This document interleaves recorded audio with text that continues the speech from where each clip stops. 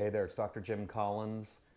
Welcome to another episode where I focus on mindfulness. And mindfulness is something that I've talked about for a long, long time with lots of healthcare professionals and other types of professionals across the country. But this is more about mindfulness for caregivers. And I think it applies so much that I wanted to write an article about it. I wanted to put this episode together about mindfulness for caregivers because a lot of people tend to either live in the past or they're worried about the future. And very often do they slow down just to focus on the here and the now. Very rarely are we fully present in the moment, and that moment is the only thing that really matters.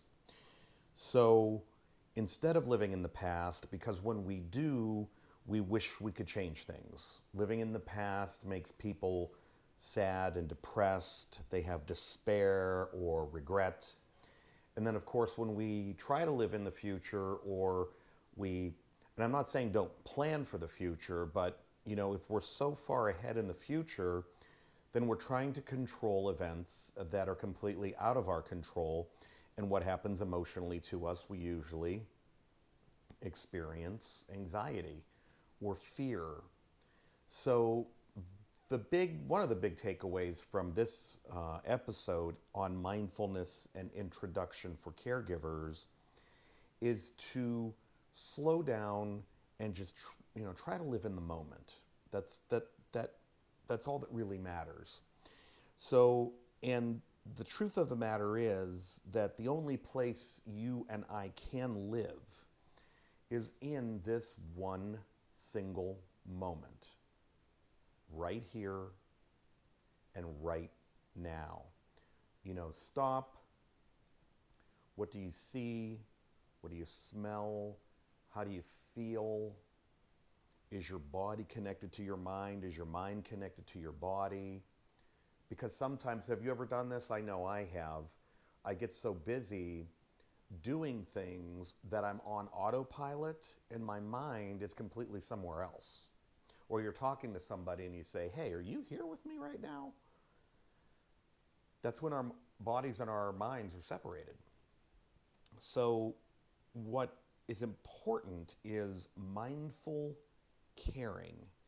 And it takes a lot to be a caregiver. It takes a lot of heart and soul and energy. And the very thing that makes us strong as caregivers is also our greatest weakness. And that very simply is love. Love makes us very powerful caregivers. Love also makes us completely vulnerable to being hurt and depressed and anxious and disappointed about things.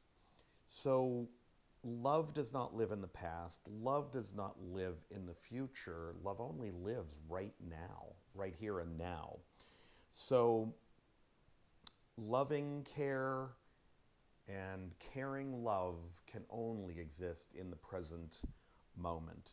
So to be a mindful caregiver means putting the past away and not focusing on the future, but being more keenly aware of the person that you're caring for, of the environment that you're in.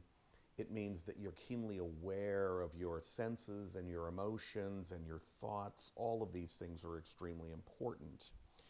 So caregiving takes place in the moment. A warm smile, holding someone's hand, energetically greeting someone. Hello, it's so nice to see you again. It's great to hear your voice. It's great to see your face. That happens in a moment. So how do you go about learning mindfulness? Certainly not within this very short episode, but the greatest and most beautiful thing about mindfulness is you already possess it. It is already in you.